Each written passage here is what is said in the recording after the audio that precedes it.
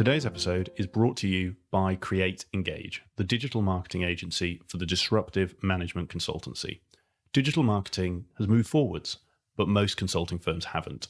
Many consulting firms still see their corporate blog as their sole digital marketing channel and find themselves frustrated when these blogs yield little, if any, results. For those consultancies that understand digital marketing, though, it can be a huge asset and help them achieve rapid business growth.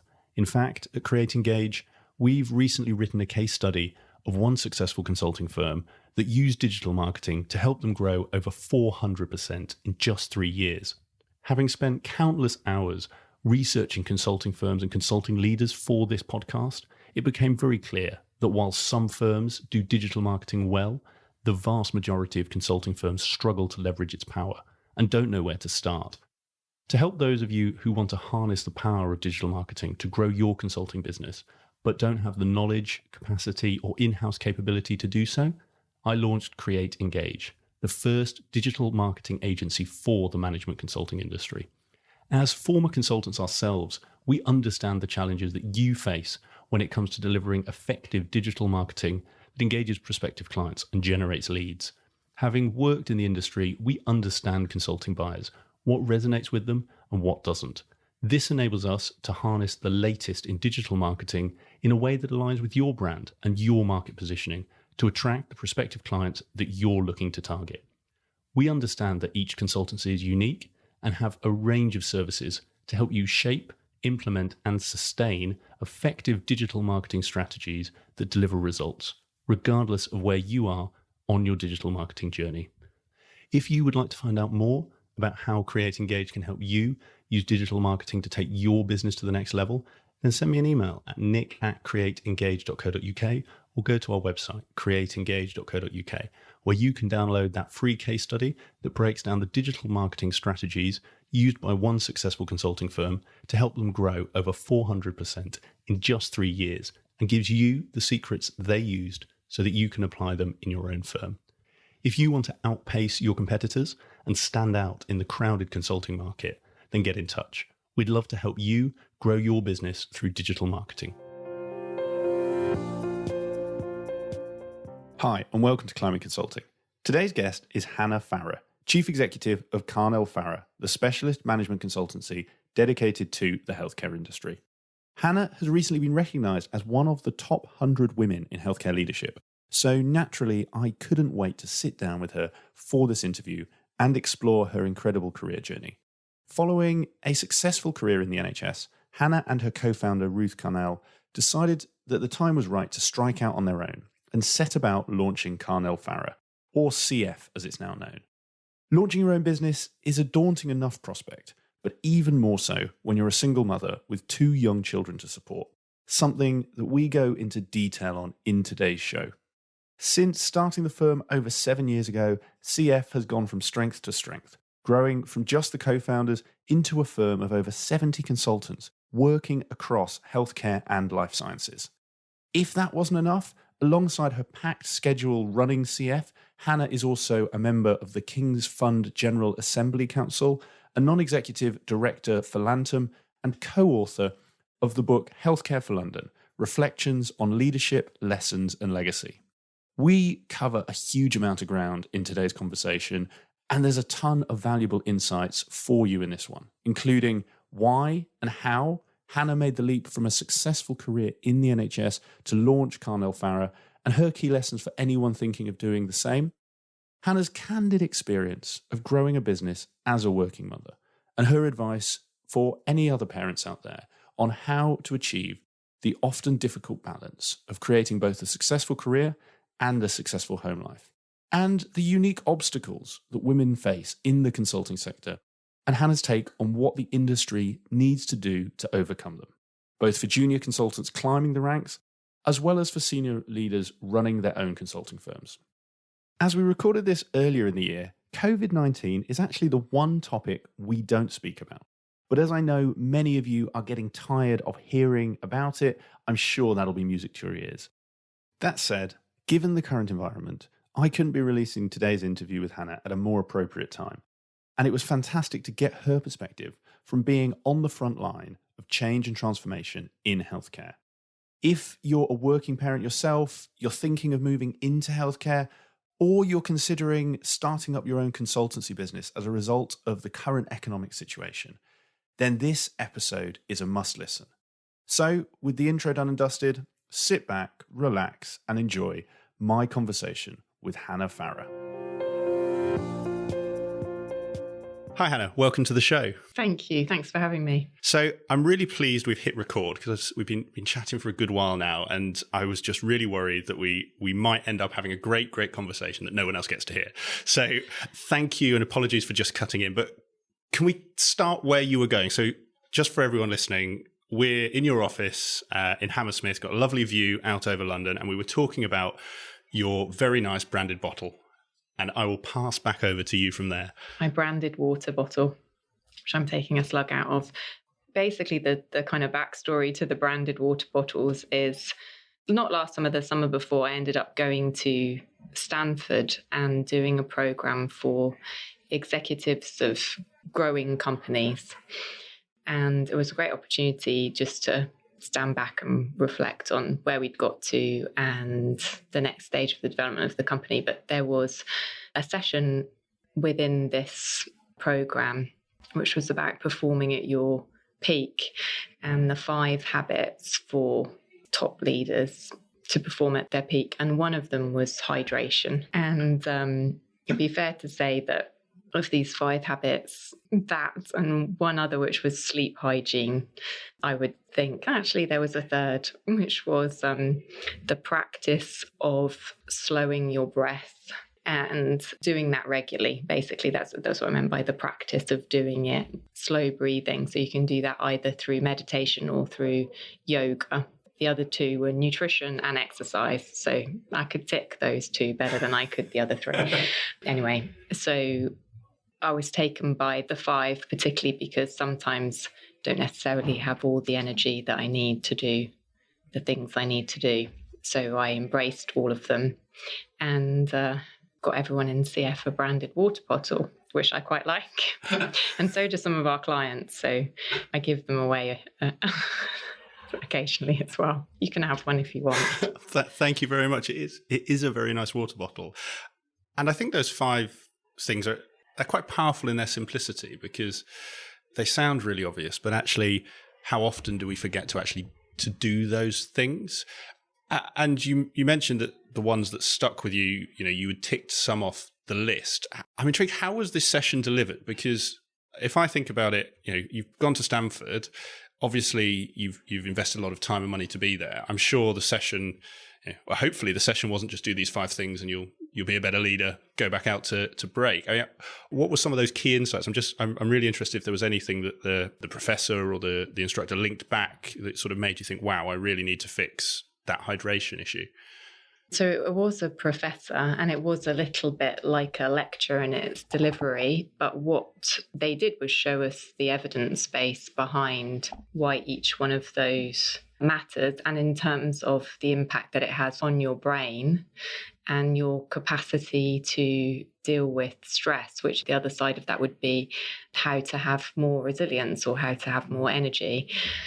And I was not disputing any of the evidence that he was presenting, so I couldn't quote it back to you. I remember the charts and how they looked, and particularly the one about the practice of slow Yes, I was keen to hear about that one.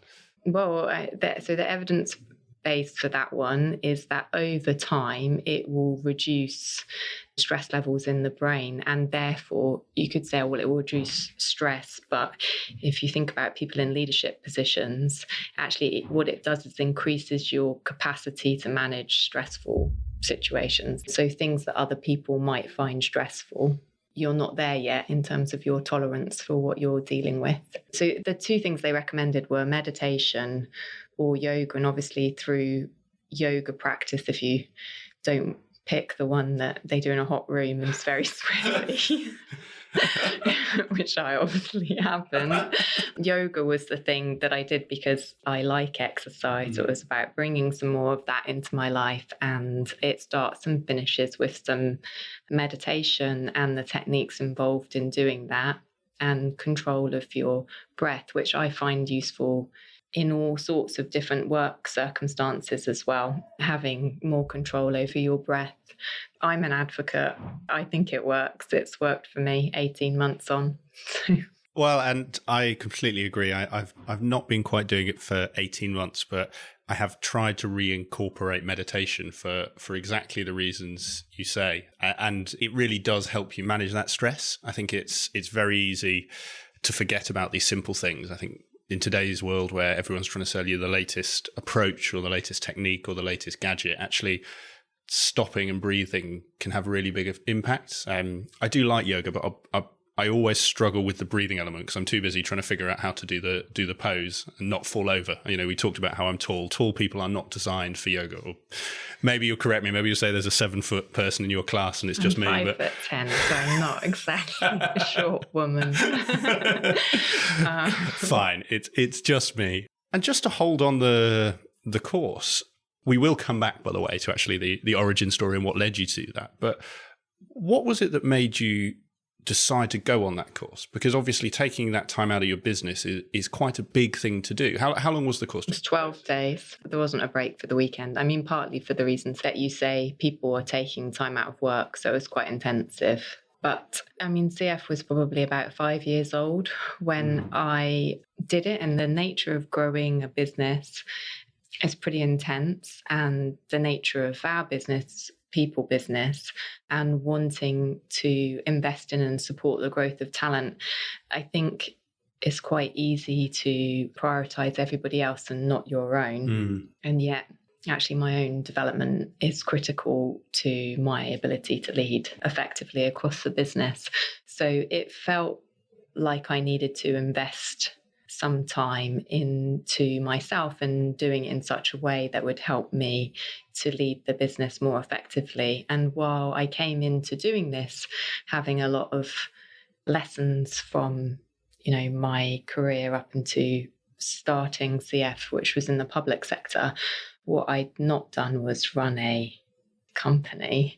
And, you know, there are days when you think you're making it up a bit. So a program that had people whose backgrounds were similar to me, i.e. a program for people who were trying to grow a business, because I think as much about a program is about the cohort of people that you meet and the relationships and experience that you get from other colleagues on the program, as much as the content of it. And the breadth of things that it was covering felt like it suited me at that point in time. So you mentioned there around the journey you've been on, and it's slightly remiss of me. Usually I start these interviews with an overview of the guests so that people who maybe don't know them can find out a bit more. So you mentioned you did this at about 4 or 5 years into the CF journey. Maybe we should take a sort of a rewind, and it'd be great to actually find out, for those who maybe don't know you so well or haven't come across CF before, actually, what was the origin story? How did you get started, and what was it that led you to launch the business? The origin story, it's not really, it doesn't stem from any kind of master plan. If you'd asked me 10 years ago what I was going to do, I was going to work in the public sector. I was going to work in health, for health, and that's what I thoroughly expected my career to be and to look like. And with the 2010 government, they did a massive reform of the NHS. And I worked at the time for an organisation called NHS London, which was the strategic health authority for the NHS in London.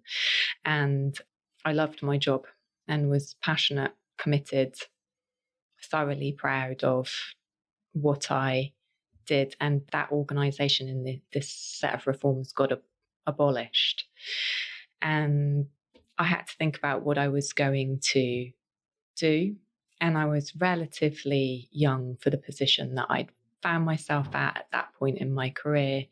And the job landscape was very challenging in the NHS at my level of seniority. It was a big contraction, and other people had more experience than I did with tenure, so to speak.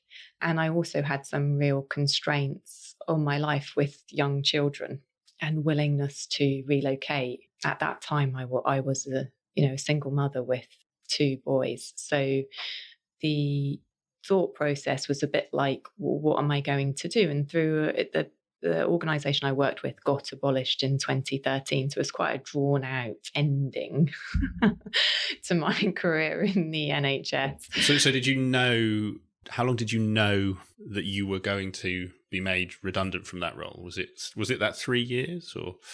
No, it was a couple of years that I knew that I was going to get made redundant.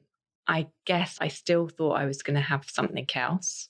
So even though the something else wasn't defined, I just expected that the right job would come around for me within the NHS system. And so I would say probably only in the final 6 months did it really begin to crystallize for me that wasn't necessarily going to be the case, and I had to think about other options.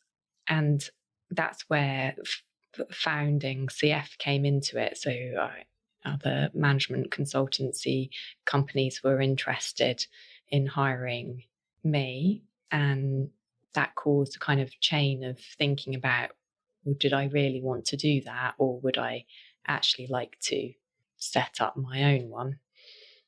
And Ruth had been clear for some time that this decision around this set of reforms was therefore the point at which it was the right decision to move on.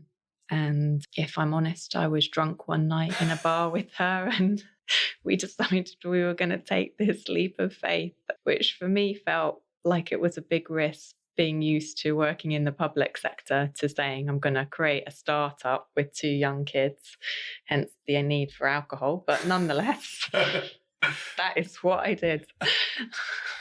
That is, so I'm running my own business now, and I've had a number of guests who have founded their own businesses like yourselves. I'm always fascinated on what makes people make that move, because I know so many people and speak to so many people who choose not to, or decide they, for whatever reason, they can't. So I really want to dive into that. But just beforehand, because again, I appreciate you mentioned Ruth there, who you co-founded the business with.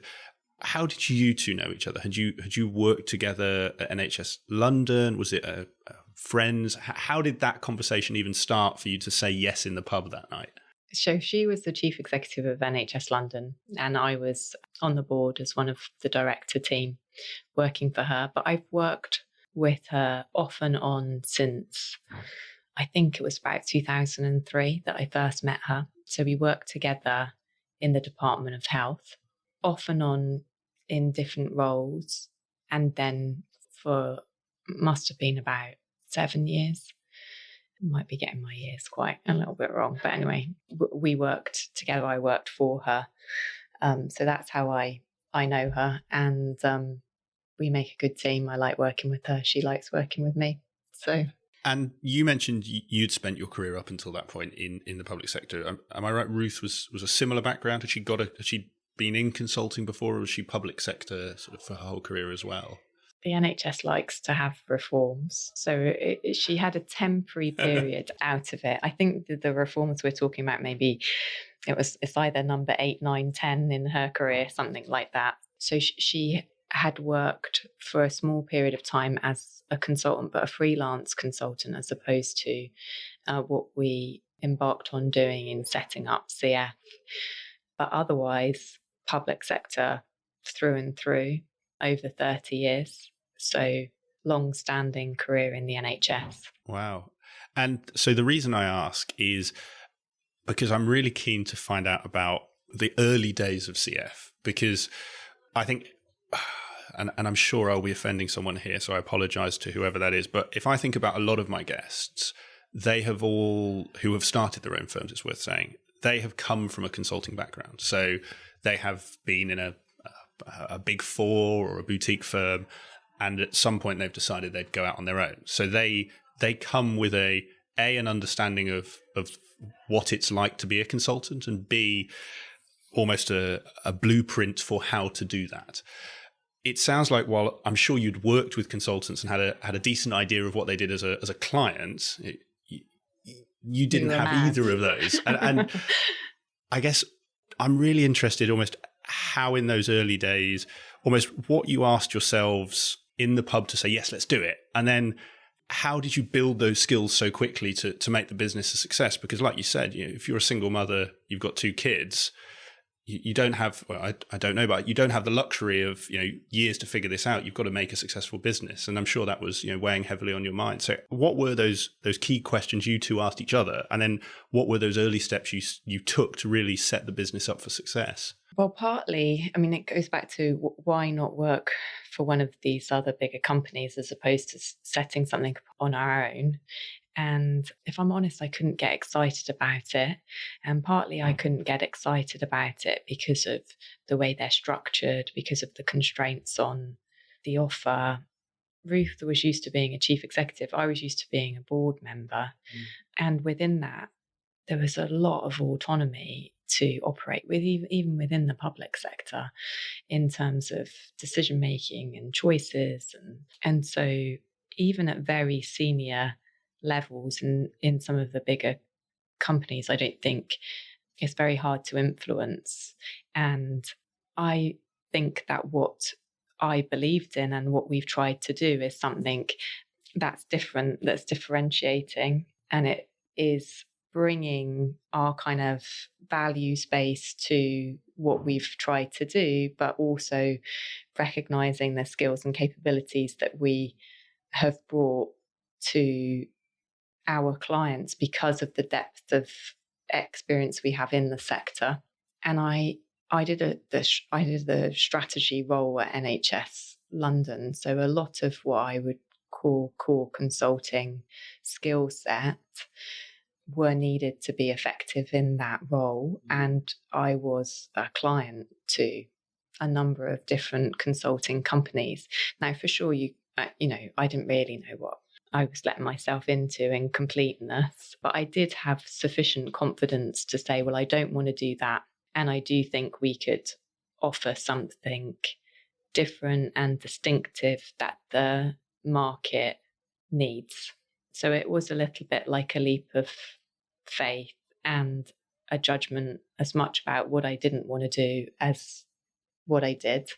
And I think that it's a really powerful point you make, because I think a lot of people don't necessarily take that stock and say, what is it I want to do? And almost, what don't I? So, take that decision point you did. Once you'd made that jump, you two had committed to this, you'd got to work, you decided on the name, the proposition almost. What were those first, and if this is too far back, stop me, what were those first 3, 6, 12 months like? What were the things that when you started, almost you went in either thinking they'd be really easy and they were really difficult, or almost the other way around? What were those things that really stuck with you that you remember from setting up in the early days?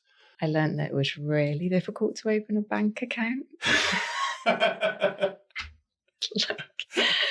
like stuck in the dark age type difficult. You physically had to turn up oneself.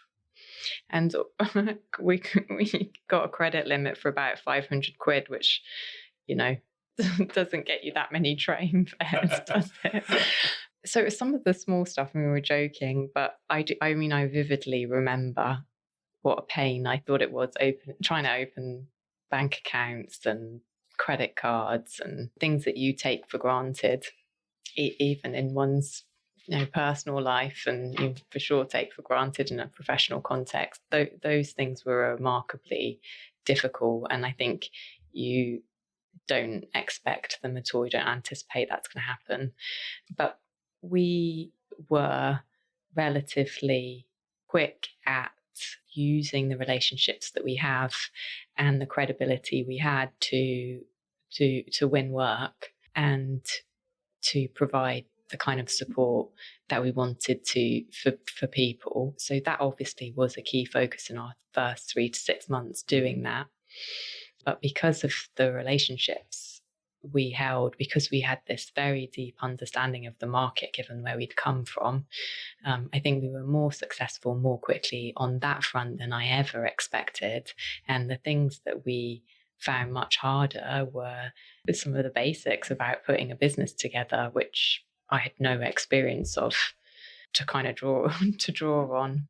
What were those basics? Because I've heard a lot of people talk about the challenges of selling, which obviously it sounds like because of your network and your reputations wasn't your challenge. So what were those basics? Yeah, obviously the bank account and the little things, but I imagine there were some more structural pieces as well. So what were some of those basics that you really had to work hard to put in place in those early days? So I wouldn't say it was by the way, I don't want it to make it sound like it's easy to do selling, because it totally isn't. So I only say that because I have talked to a number of guests about it over the last few shows. So it was not that it's exactly like, not that it's easy, but sorry, I cut you off. The first three were easy. What happened after that? So I was just saying selling wasn't easy, but I think some of the things that were most tricky, I don't know that I could say they were definitely things that happened in the first 3 to 6 months, but obviously as we were growing and we were working out what we wanted to be, we needed to hire people. And while you can convince yourself to take this kind of crazy leap of faith that after a few margaritas you might convince yourself it's a good idea, getting other people to think this was a secure job and with the kind of capability and talent that we needed to be a success is actually, I think, very hard in the early days. Now we have an analyst program, we have an annual intake into that. We get the most fabulous talent applying for that program, and more talented people than we can take to come in our kind of September intake.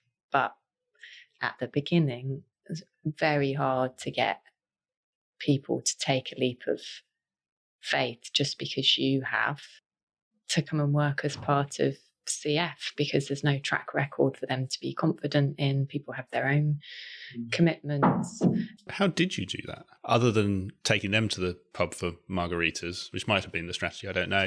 How did you go about getting those first few hires, and like you say, the ones that are almost the hardest to win, but almost the most critical to your long-term success? Go on a big by putting a lot of time at it. I would still say now we put a lot of time at the people aspects of the business, but personally engaging with people through a process and talking to them about their concerns and taking time over it. And then you do get people who it is the right point in their life. They want to do something different. We're a mission-driven organisation, and I think we attract talent now and did then who have a commitment and feel excited about that mission. And so that's the thing that I think hooked and has hooked people to saying, yes, we want to be part of CF. Yeah, and I think some really powerful pieces in there, and we will a bit later. I'm keen to dig into more of the cultural side, because I think that's such a core part of your story, as you say, and has obviously stood you in good stead, and you have awards and award nominations to prove it. So I want to come on to that. I'm going to hold here, and it might be we move on quite quickly, but obviously, so you highlighted there, so recruitment was a big one. Were there any others? And worth saying that 3 to 6 was just a friend, a question. So if actually it's the best one is sitting at 12 or 24 months almost, were there any other of those key challenges or inflection points that you found along that journey that you hadn't had to deal with before in your previous roles? So the people agenda in its broadest sense is obviously quite different here to working in an established organisation. So how you do every part of the process. So if you recruit someone, you need to have how are you going to develop them? What's their career path? What training are you going to offer people? And when you're very small, and that is a lot of structure and a lot of process, and yet actually it's at the core of people feeling satisfied in their job is how they're going to develop, what is their growth, where next. Particularly the type of people who want to work in consulting.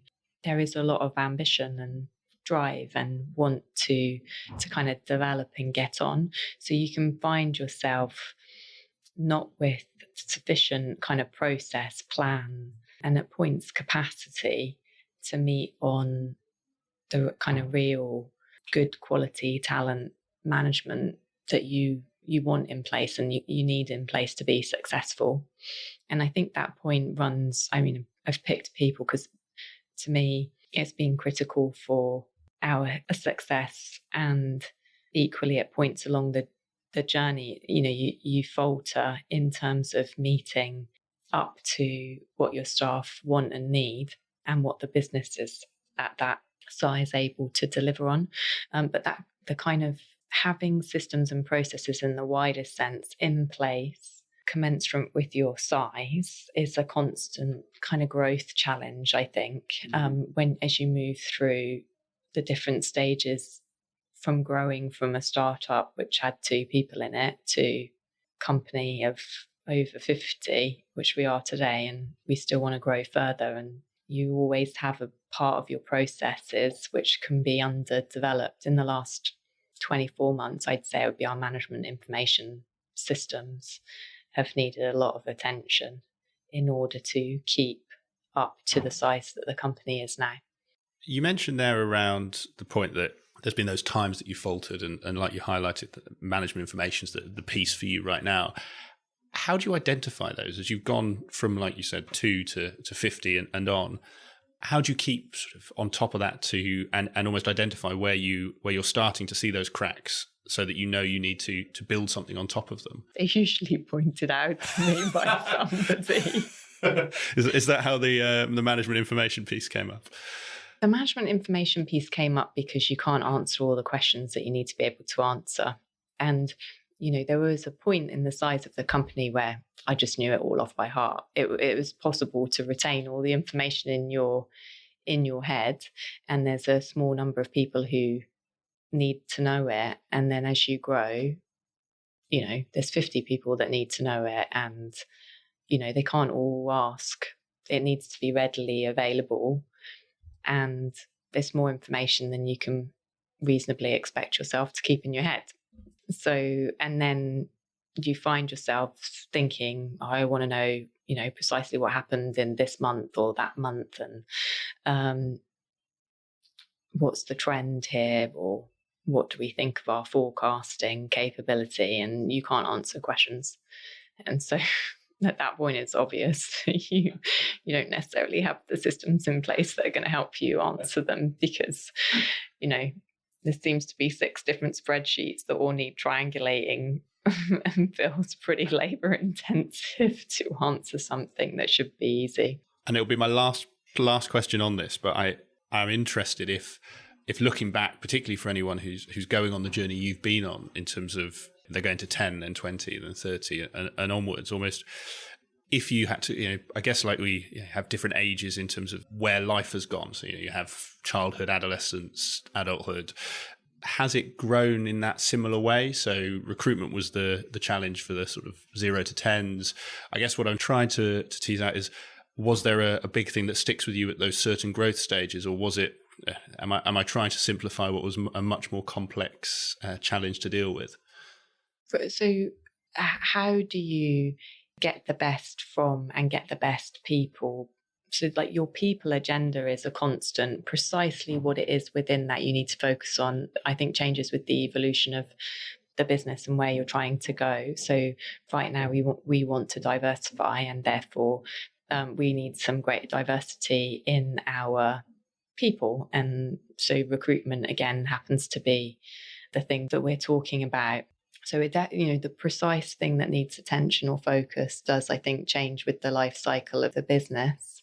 And it's less that it's at each stage of this continued development of improving your systems or needing systems and processes, because it's not even a case of improving them, because for sure you could over-engineer something relative to your size. And you can put more cost in as well relative to your size, which might give you a brilliant or perfect system, but it's a daft decision commercially. So I think constantly being reflective about what I might describe as the more corporate operations to support the success of the business is just something you've got to keep doing. So I want to turn back to how I'd misunderstood you before around diversity. And the reason for the albeit quite bad segue was I'd noticed, I saw on LinkedIn the other day that you've been included in the Women in Healthcare Leadership is it the top 100? Is that right? Yeah. Yeah. Congratulations. Thank you. And I'd be really interested in your take specifically on, and take this as women in consulting, women in the NHS, or more broadly, if you like. But your take on diversity, and actually either what you're doing and or what our industry needs to be thinking more about to attract and then retain the best female leaders and help them achieve their potential. Well, I'm really passionate about women in leadership positions, bringing on women in leadership positions, and I always have been. I mean, I've been lucky enough to be surrounded by a group of women who have offered me mentorship, support, told me what not to do, told me when I was being an idiot, as much as, they've crawled to be kind, because I think it is harder for women still today, although some of these women, I think, open lots of doors for people like me, but it's still harder to get to those leadership positions. And even in our lots of our clients in the NHS, which is so dominated by women, you still see them disproportionately represented at the top.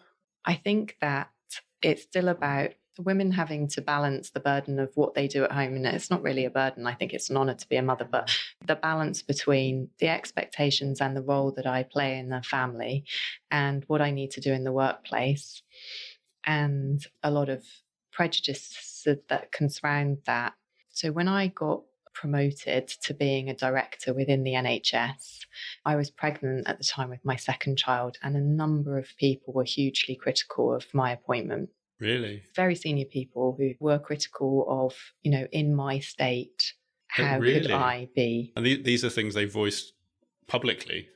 Yeah. Wow. Well, and not to my face, but to people who were decision makers in that context, and in a way that it was obvious that I was going to hear that view. And was that just men, or was that other women too? Dominantly men. Yeah, men. And lots of white men champion women and, would describe themselves as feminists. So, but unfortunately, I think that some behaviours which women find very difficult prevail.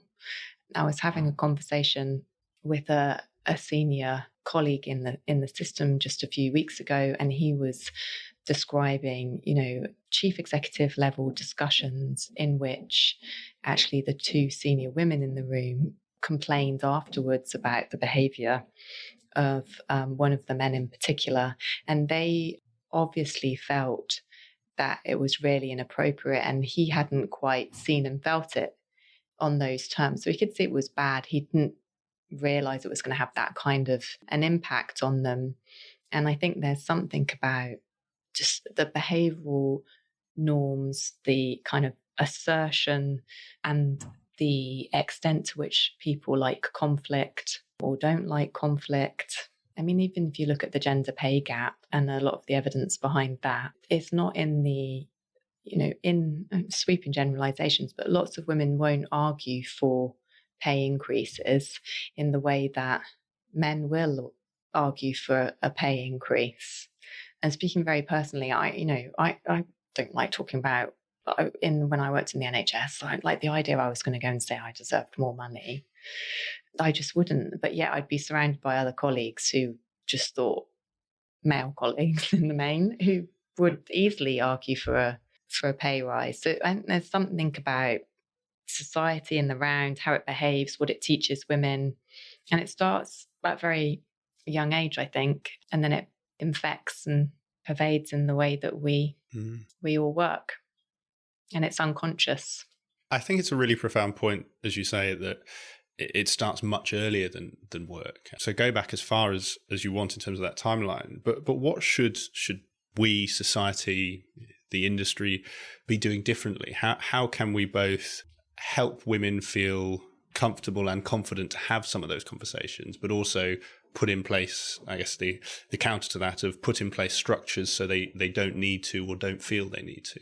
Yeah, I mean, I know there's other people who are much better educated on this topic in terms of what really has impact than me. So I'm speaking from my own sort of personal biases, but I think like twofold. One is I have seen a big strive in recent years about supporting flexible working, and allowing people to operate in their own way, but trusting them that they're going to get the job done, so to speak. And I think unless people really mean that and embrace that agenda, it is hard for particularly women, because I do think that there is a disproportionate domestic burden that gets placed on them to operate at the highest levels and live the rest of one's life.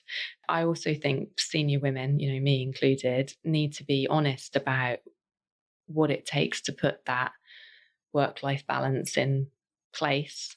And you have to make sacrifices which people will judge you for, but also you have to accept that you don't have to do everything yourself. So people often say, I don't understand how you do it. I said I was a single mother with 2 sons. I actually have 5 kids now.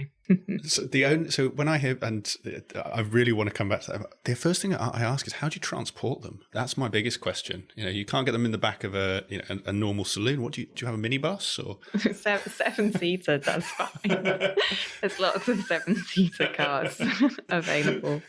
So I have 3 kids of my own, and then 2 stepchildren, and a partner now, obviously. So I have, and people say, I just don't know how you do it. But the amount of, just like in the workplace, we put support around us to do what it is we do. At home, I put support around me to do some of the things that need doing in the house, and to ferry my kids about. Well, they're old enough to ferry themselves about in the main, just the one that needs ferrying back now, although at the weekend it doesn't feel like that. Well, can you give some examples? I think it's a really powerful point, and exactly like you said, you launched the business as a single mum with 2 young kids, and actually over those early years, what were some of those structures or systems you had to put in place, or you put in place, to enable you to have both that family life and the work life that you wanted as well? At home, you mean? Well, I was going with at home, but if there are some important ones in work that you also did to enable that, it'd be fascinating to find those out too. I'm just thinking, for any listener who's in your position, I'm sure they'll find that really valuable. So I remember thinking, I'm not a good mother unless I do all the laundry, and, I iron all their clothes myself, and I get the costume for the nativity, and I bake the cakes for the cake sale, or whatever else it is. And, I vividly recall 1:30, 2 a.m. in the morning, doing laundry and just thinking, what are you doing? And thought, this is just crazy. You're just crazy to think that you have to do all of this in order to think that, you demonstrate your love to your kids who don't even know that I'm doing their laundry. So I put in a lot more support at home in terms of, helping me do the housework, and didn't see that was a reflection on my, me as a mother. Another example would be, I got promoted, this when I was working in the NHS. When I got a promotion to a more senior level, I used every penny of my pay rise to get a nanny. And I think sometimes getting a nanny can feel like they're being a substitute mother. And that's quite, it's a hard decision to make, to say, there's this other woman who's going to be a constant in my children's lives, and if anything, be there more than me, definitely during Monday to Friday. And, will they need, relate to her and not me? And I see so many, I don't know that it gets spoken about that much, but I see lots of other women kind of go through that thought process on, or am I going to drive myself crazy and get my kids to nursery and then be time watched that I've got to pick them up by 6 o'clock or whatever? And so coming to terms with doing things like that. And how did you come to terms with that? Because you mentioned there that obviously you had that epiphany moment with the laundry, but that moving, and sorry, that wasn't to belittle it, by the way, it was, that obviously had a turning point. It was almost, you mentioned there that for all of the reasons you've said, getting a nanny is a massive step. how did you come to terms or make yourself comfortable with that decision? You obviously knew it was the right one, but you mentioned there that it is a massive step. How can others who are thinking about it, what should they be thinking about or doing to come to terms with it so they can do what they want from a work perspective too? Well, I have been blessed with, and I think most people could find other, women who've been on a journey and they want to be on that journey themselves too and talk to them. So I have been blessed with people like Ruth, but others who have given me great advice and positivity and confidence in my choices when I've needed that element of reassurance. But also it was about thinking about rationalizing what of this is about is really about me as opposed to about the kids, because it was obviously better for them, even if it was difficult for me to do what at the time felt like putting in a substitute mother. But actually, in terms of their happiness, the amount of stability, routine, not racing them about, just creating calm and happiness in their lives, it was the right thing to do for them. So I think if you orientate to them, to your kids, then and stop judging yourself negatively, you can make the right choices. You mentioned there around judging yourself negatively, and there's something that this may have been a non-issue once you'd made that decision, but was there any challenges for you, or how, if you needed to at all, did you come to terms with any of that sort of parental peer pressure? Because I can only imagine if all of the parents get together, there will be pressures and social norms in what is expected, a bit like you were saying there with your own internal challenges. Or do you see that for other women as a challenge? And if so, how did you get over that or comfortable with it? And how can others do that as well? So really, it's a good question. It's a tricky question. I mean, there are those challenges, and partly society does make judgments about, women. You should be at home, you should be at work, you should be both. And so you kind of get it from all sides. And so I think I've always had an element of being able to just be confident with myself and in my decisions, and listening to different perspectives, and then just being able to kind of draw a ring around what really is about other people and what's really about me. And I say that because I think it's easier said than done. But everybody parents differently. And the thing is, you've got to find the way that's right for you, that balances off all the different things that you want to do with your life and how you want to bring up your kids, which will be on the basis of so much, lived experiences on each of them. And then say, right, I've thought about that. That's the way I want to do it. And be confident that other people are deciding other things, and that's cool. You're doing it you're doing it your way. And that really, I don't have better advice than that, because otherwise these things just kind of niggle away with you. Everyone's got an opinion otherwise, and they're all different. So you have to have your own. Well, I think it comes back to almost what we were talking about, a completely different topic, but some of the simplicity we were talking about earlier with the breathing or the yoga. What you've just described, while not easy, is a relatively simple approach, and I genuinely believe not easy. But I think in today's world, it's so easy to get sucked into the latest book, or you only have to read the Sunday paper to see the latest parenting book or method. And I'm sure London, like it is for everything else, there's 20 different ways to do things. And if you read 10 parenting books, they will say something different. I deliberately read parenting books that were very different, because I think then it helped me think about, that's one extreme, that's the other extreme. What do I think? What do I make of all of that? And what do I think's right? But for sure, there's no one opinion. So in that, I like that I enjoy diversity, and I think it's hugely valuable. And I think it's hugely valuable that people come at things from different points of view and will give you different input. And one of the things about getting women into leadership positions, systematically, is that people have to value diversity. I do think that women will often make a different type of contribution to a discussion. I mean, we're making a sweeping generalization in saying that, and I value different contributions across the board. You get it from simply different personality types, different lived experiences, but you get it from women in a different way than from men as well. And I think there's a lot of evidence that backs that up. And you have to, I think, positively want to bring that diversity in order to systematically kind of promote women into senior positions. And I completely agree with you on that.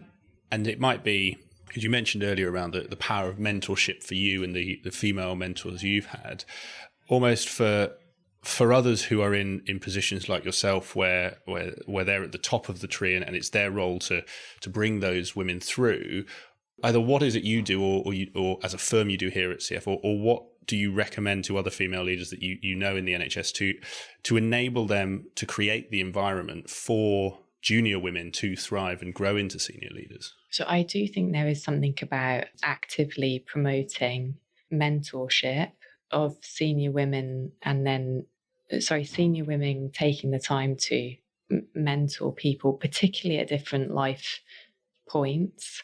So, where you start a family, given that's what we've been talking about, is a key example of a point that really does change people's lives, and how do they think about that and get a completely different balance. I just think supporting women on that journey and other women who've got lived experience doing that is a tremendously helpful part of the process. When CF applied to be part of the Management Consulting Association, it was the year of diversity. And so obviously as part of that, they looked at how diverse the CF workforce is. And don't ask me to tell you the stats because I can't do it off the top of my head, and I definitely done no cribbing. But I mean, we are significantly more diverse than was the average at the time, or the norm at the time. And I remember somebody saying to me, it's stuck with me, saying to me, well, it's okay for you because you're a company that was founded by two women, and therefore, women attract women.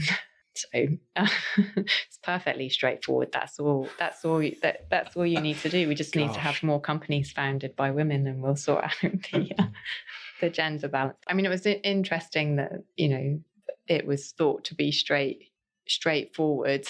There is something about it being more approachable for people to talk to me about it. And senior women in other consultancy firms have said, you wouldn't just have a coffee, and couldn't we talk about how you've managed to do it? And I think that one of the things that's taught me is we give people more flexibility over the decisions that they can make about their own time than I think some other companies do. And the more power and autonomy you can give people to controlling that and time, I think, you have to trust that people are not lazy. Just because somebody's working flexibly doesn't mean they're not working. And I think if it's like in building that people are going to get the job done, and they might get it done in a slightly different way, but they're going to get the job done, and having trust and confidence in that and being open to more flexible working, I think is pretty important. That was a brilliant conversation on a topic that actually I've not covered. We've done a lot on diversity before with other guests, but I really never dug into that life of a working mother and all of the challenges that come with it. And I think it's hugely inspiring to hear someone like yourself who has achieved everything you have in that situation, because you mentioned around having to be flexible and having to create the conditions for working mothers. And I think what you're showing as a role model is showing what you can do if you create those conditions, and if others help you, as you say, the guidance from Ruth and the support as you built the firm together. So thank you very much for that, because I'm sure it will help someone. Thank you. I want to come to the last two questions for today. And I say this to pretty much every guest, but I always wish we had longer. But I know that, we're already late in the day, and I know you're going later into the day. I have a train to catch back to Bath. So we have to round up, sadly. So last two questions, and these are ones that I ask every one of my guests. Take them as you will. So the first one is about books. So I'm a big reader, mainly business books. My last few podcasts have shown me I don't read enough fiction, but I've got a lot from books, and I'd be fascinated to find out, and if it's not books, it's worth saying, take this question as you will, is what is the book or books, you mentioned parenting books, for instance, what is the book or books that you found yourself giving or recommending to people most, those ones that have had the biggest impact on you? So probably like a business book would be The Power of Moments. Has anyone talked to you about that? No, you are the first. And we talked earlier about this program that I did on Stanford, and I actually read it as part of that. And it really resonated for me. And as part of talking it through, if you think about your life, you don't remember it like a commentary. You remember moments, a snapshot, an incident. We've talked about some of those in this discussion, vividly recalling a moment and that moment changing things. And so this book, and if you think about, running a business or even just as a leader or a manager, creating moments for people that matter. So it made me think about the first day of work and how to make somebody feel so welcome that this is the place for them, and we're happy that they're here. Not everyone's really busy and too busy to talk to them.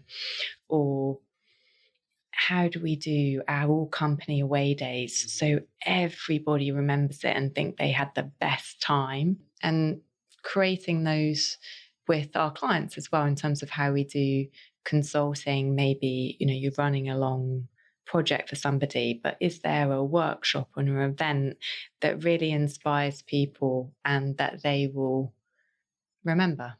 So that one worked for me, and I recommend it to other people. Fantastic. Well, I will put a link to that in the show notes.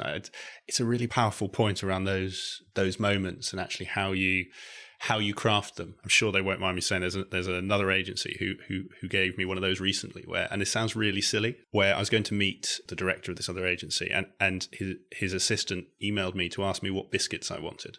And genuinely, and I know it sounds ridiculous, but it stuck with me since then. And David Gilroy at Conscious, if anyone wants to look him up, because it was brilliant. It's those tiny things that matter. I'm sure, like you say, it's those little things with clients and your team. So I'll definitely. And you can forget to tend to them. And this book was like, that is so simple and it's so right. That is what we remember. I mean, you like my water bottle. Just giving everyone a water bottle, it's a small thing, but what's not to like about it? And that point itself of it's the little things, but in by virtue of them being little, it's so easy to not do them because you focus on the big things. You focus on take your team. I guess people can focus on what do we pay people, what's their bonuses, and actually, the best reaction I've ever seen is when a previous firm gave a gift to people, and it was a substantial gift. And I'm only not saying because I don't know how public it is, but it was a significant gift, albeit in the grand scheme of consulting, it was very little. But I've never seen a group of adults react the way they did to such a gift. And actually, if you'd been given the same as a cash bonus, it would have gone out on the bills the next day. So no, completely agree. And they're very, very nice water bottles. So that was the books piece. And no, I love, it's partly why I asked the question. I love getting books that I've not read myself. I will send you a copy of Delivering Happiness by the founder of Zappos. I don't know if you've read that. Brilliant book. I will send you a copy because it's autobiographical but very similar in nature. And the last question, and this is really a chance to recap on some of the things we've talked about, a chance to highlight points we've not. I'll let you take it where you want. And the question is really, you have three people in front of you. One is your analyst who's just joined your program here. One is somebody who's manager level. So they're in the middle part of that first stage of their career, if you like. And the final person is I guess someone like you, when you decided to go out on your own, now that could be someone who's approaching partner in a traditional consulting firm or a bigger consulting firm. It could be someone who's thinking about going out on their own and starting their own thing. And the question is quite simply, what one piece of advice would you give to each of them? So somebody starting, I mean, whenever someone joins CF, the thing that I always say to them is be patient with themselves. I think starting anywhere new, there's a way we work around here, and that's true of every organisation. It's culture, it's cultural norms, how you do things, and like nobody expects you to get them right from day one, and don't expect that of yourself. So be patient is what I say. Get to know people, make friends, create relationships, and just take some time over getting started. And I mentioned this before in consulting. I think you have a lot of hugely capable people who decide to go into consulting, and with that capability comes high expectations on oneself, can't fail, never fail, whatever. And the reality is we all learn more from failure than we do from success. So it's just that being patient with yourself. For managers, I often think managers have got the hardest job in consulting. They're like the front line with clients. They're in the middle of they get it from the bottom, they get it from the top. And I often think, people are leaders at all different levels and all different points. So it's not a position, but from a position point of view, it's the point when I think there's an expectation that people begin to lead. And part of what one needs to begin to think about is the impact that you have on others and the influence you carry. And you're used to, I think, thinking other people are influential, but now you've got to get used to you're being influential. So, you may be used to, you may like working those really long hours, but if everybody thinks now that you're their role model, then what are you doing? So getting used to that you've become a role model and you're starting to need to role model for other people and beginning to see yourself differently in that kind of frontline leadership role. I don't know that it always gets tended to in the kind of more structured development that people have or necessarily thought about in those terms, but that's a kind of key thing I think to think about at that point. And somebody at my level, whatever they're doing, starting a consultancy, in a consultancy, I don't know. I guess a simple but important trick is learning to say no if they haven't done already, which I think lots of senior people still struggle to do. I mean, so in starting up your own business, knowing what to do and what not to do, as opposed to just taking everything that comes your way because you think, oh, it's a job, I should do it. But, equally, I think just it is impossible to manage your to-do list unless you say, no, I'm not doing that. This is how, active choices about the use of your time and how you prioritize and controlling it, day in, day out, controlling what you do is the thing that I see lots of people struggle with. And that would be my big, pointer to remember. Fantastic. Well, some really, really good points there. And I think a great place for us to finish. So thank you so much. This has been a fantastic conversation. And it was great to dive into, obviously, a topic that you're so passionate about, so close to your heart. And as I said, I think just it shows what you can do if you put in those structures and arrange your life in the way that you want. Take control, a bit like you just said there around your point to those approaching partner. You decide what you want to say yes to, what you want to say no to, and build your plan and your life around that. So for anyone who's listened to this, they want to find out more about yourself, they want to find out more about CF, where would you point them to? Where can they get in touch? Well, you can get in touch with me on Twitter. Okay. You can get in touch with us through our website, and all of our contact details are on that. So it would be lovely to hear from some people. And thank you for spending your time with me as well. I've really enjoyed the conversation. Not at all. It's been great. Well, thank you very much and all the best for the rest of your week. Thank you. I hope you enjoyed today's episode of the Climb in Consulting podcast. If you did, I would be very grateful if you could leave a review on iTunes, Stitcher, or your podcast platform of choice, whichever one you may be using. And please also share this with anyone that you think could benefit from hearing today's interview. If you want to get in touch or give me any feedback about the podcast, please feel free to drop me an email. It's nick@climbinconsulting.com, and I look forward to hearing from you.